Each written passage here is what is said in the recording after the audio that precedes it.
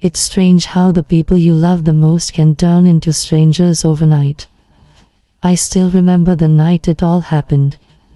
My daughter-in-law's voice echoed through the house, the same house I built with my late husband, Richard.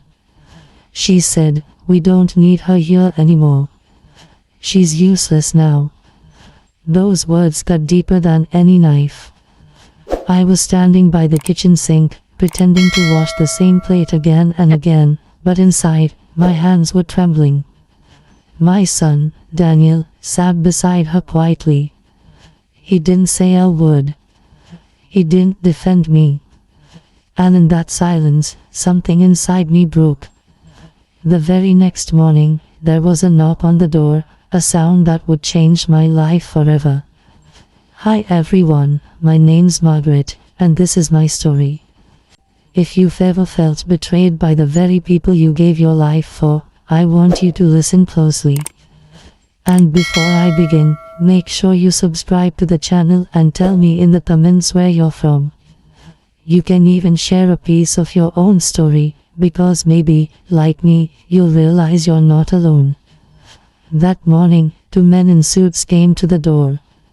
One of them asked, "Mrs. Walker," and handed me an envelope. Inside were legal papers, words I could barely read, except for one line in bold, "Transfer of ownership." My heart sunk as I saw the names, Daniel and Melissa Walker. My own son and his wife had taken my home. I had trusted them with my savings, my documents, my future. They said it was only to make things easier in case something happened to me. But now, I understood what that really meant. I had nothing left. That night, I sat in the living room surrounded by photographs of happier days, Daniel's baseball games, his graduation, his wedding.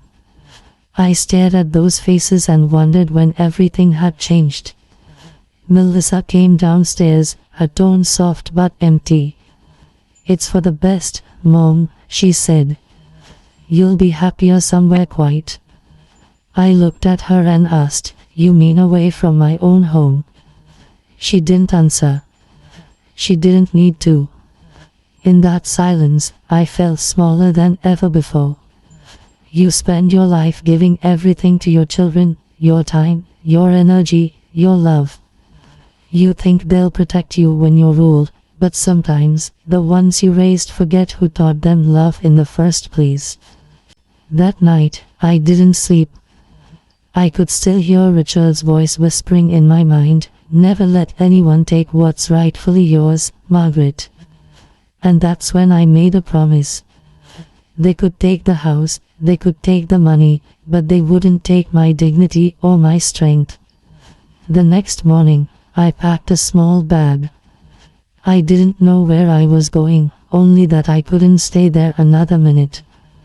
As I walked down the quiet country road, the wind brushed against my face, and for the first time in years, I felt something close to peace. Then, a car slowed beside me. An older man leaned out the window and asked, "Ma'am, are you all right? You look lost." I smiled faintly and said, "Maybe I am. But I'm not staying lost for long." He chuckled and replied, "Well, maybe I can help you find your way." And just like that, without knowing it, my new life had begun. The man who stopped his car for me that morning was named Henry. He looked to be in his early 70s, kind eyes, rough hands, the sort of man who would spend his life working hard but never lost his softness.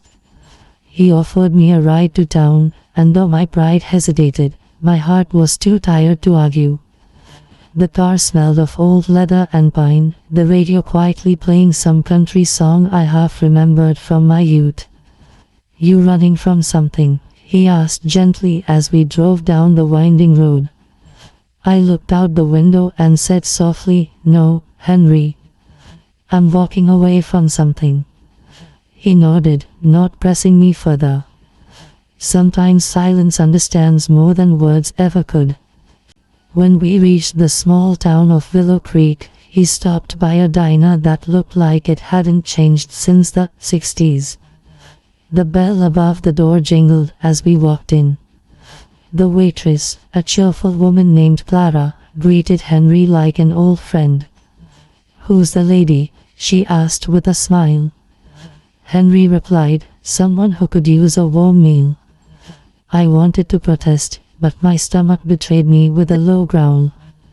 So I sat down, and for the first time in days, I tasted kindness, not just through the food, but through the way they made space for me, without questions, without judgment. As I ate, Henry watched quietly. "You know," he said, stirring his coffee, "people forget that losing a home doesn't mean losing your worth." His words hit me harder than I expected. I didn't tell him everything, not yet, but I shared enough. Enough for him to understand that I had been betrayed by my own family. His eyes softened. "That's a heavy pain," he said. "But you look like a woman who's carried heavier." I smiled faintly. He wasn't wrong. Later that evening, Henry took me to a small guest house owned by his sister. The room was simple, a wooden bed, a single lamp, lace curtains dancing in the breeze. It reminded me of the home I once had. As I lay there that night, memories came flooding back. Richard's laughter, Daniel's little footsteps running through the hall, Melissa's first visit when she seemed so sweet, so polite. I should have seen the mask then, but love blinds you. We see what we want to see, not what's really there. The next morning, I decided I couldn't just sit and cry.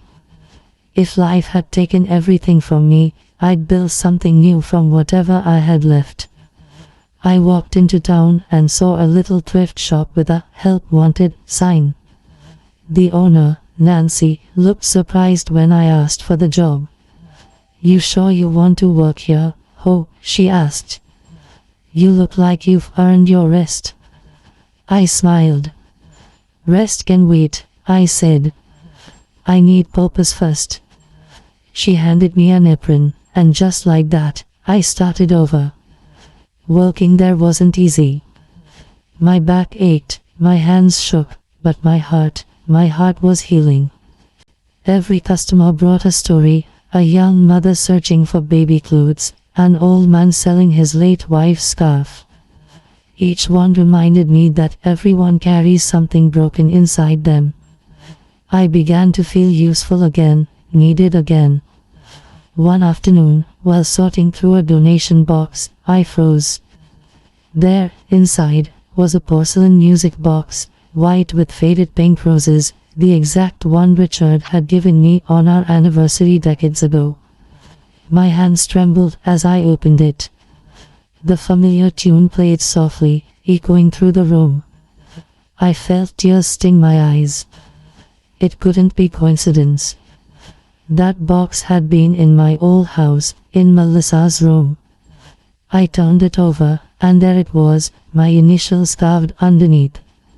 My chest tightened. That meant someone, maybe Melissa herself, had sold or donated it here.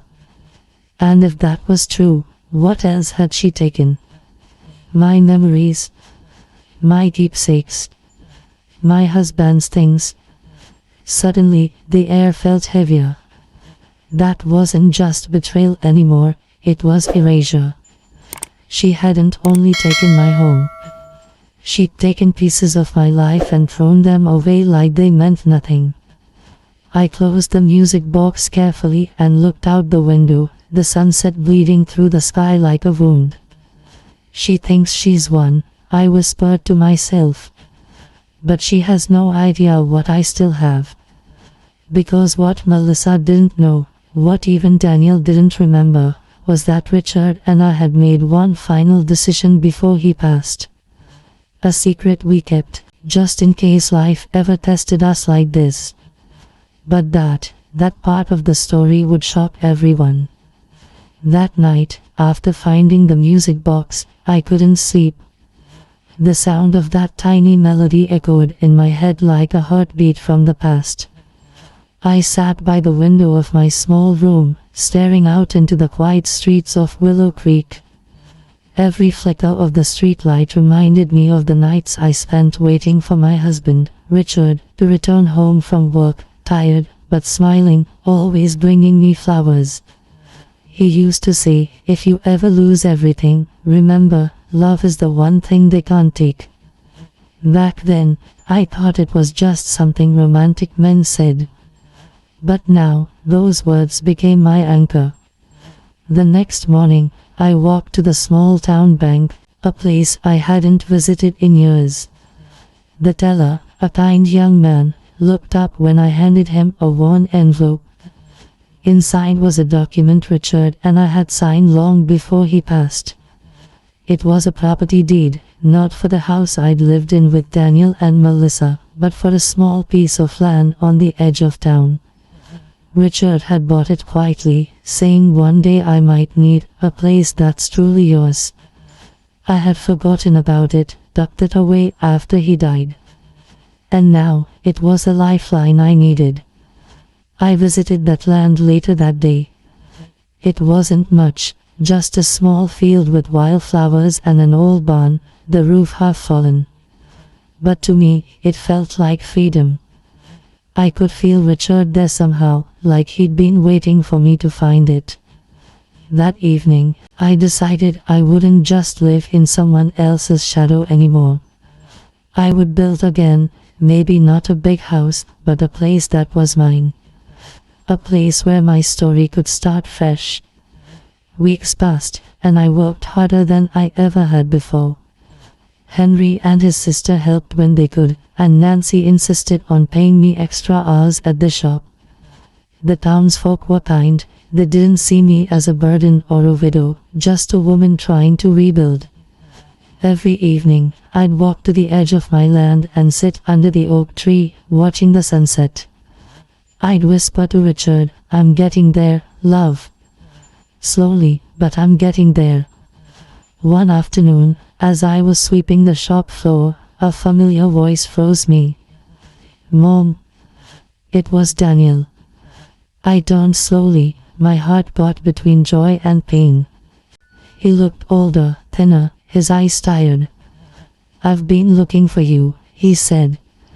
Melissa told me you went to stay with some relatives. I let out a bitter laugh.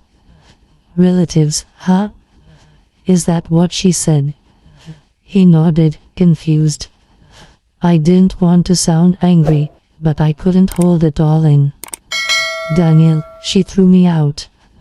Told me I was a useless old woman. Everything in that house, my clothes, my pictures, your father's things, gone. His face went pale. He shook his head. No, she wouldn't, she did, I interrupted softly. But that's all right. Because I found something better. I showed him the deed Richard had left. Your father always believed in being prepared. He made sure I'd never be without a home. He just never told anyone. Daniel's eyes filled with tears. I didn't know, he whispered. I'm so sorry, Mom. I placed my hand on his. You were blinded by love, son. I understand. I was too, once. A week later, Daniel came to see me again, but this time, he wasn't alone. Melissa was with him. Her face was hard, defensive, but I could see the guilt behind her eyes. She looked around my little room with a smirk. So, this is where you've been living, she said coldly. I smiled, calm as ever. Yes, I said. It's small, but it's peaceful. And unlike your house, it's mine. She rolled her eyes, but I could tell my confidence rattled her. Then Daniel did something that stunned us both. He handed me a small box. Inside were the things she'd thrown away, Richard's watch, my wedding ring, our old family photos. I made her return what she took, he said quietly. You deserve to have them. I looked at Melissa then, really looked at her. For the first time, she seemed small, scared even. I didn't feel anger anymore. Just pity. "Melissa," I said softly, "you took my home, but you'll never take my peace. Because peace doesn't come from walls and furniture. It comes from the heart, something I hope one day you'll understand." She didn't say a word. Just turned and left. Daniel stayed a while longer, helping me set up the photos on the wall. When he left, he hugged me tightly, whispering, "Dad would be proud of you." I smiled, tears in my eyes. "Maybe. But I'm proud of me too." Months passed, and my little land became a home again. The barn was repaired, the wildflowers bloomed brighter than ever. Henry and Nancy visited often, and Daniel brought my grandchildren every Sunday. The air was filled with laughter again, something I thought I'd lost forever. One evening, as the sun dipped behind the trees, my granddaughter sat beside me, her small hand wrapped around mine. "Grandma," she asked, "were you ever scared?" I smiled. "Oh, honey, I was terrified. But being brave doesn't mean you're not scared. It means you keep going anyway." She rested her head on my shoulder, and for a long moment, we just watched the sky turn gold. I took a deep breath and whispered, mostly to myself, "They tried to take everything from me. But I took back what mattered most, my dignity, my peace, my story." Then I turned to her and said, "Promise me, sweetheart, if life ever takes something from you, don't cry for what's lost. Build again. Even if all you have left is your heart." She nodded, her eyes shining with quiet understanding. And as the last light faded, I could almost hear Richard's voice in the wind, gentle, proud, and full of love.